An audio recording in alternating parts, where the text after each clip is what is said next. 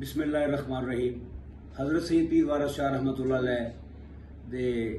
मेले की मुनासबत नाल 9 सावन मेला शुरू हो रहा है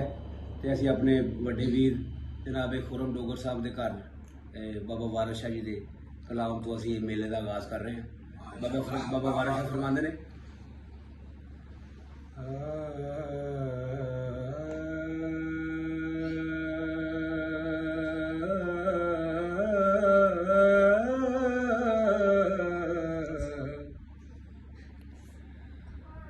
मान मत्थिए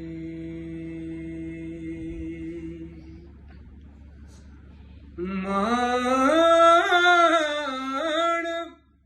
मत्थिए रूप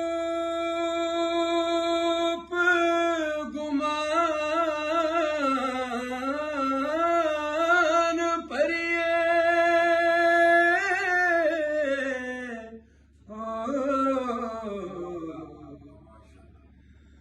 मानमतीये रूप गुमान परिए अठ खिली छैल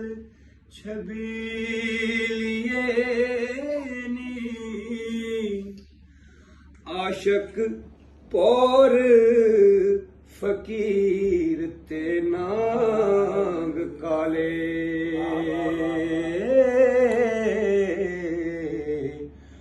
बाज मंत्रों मूल ना कीलिए नी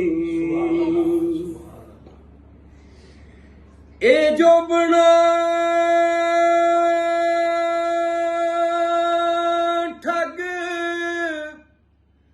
बाजार दाई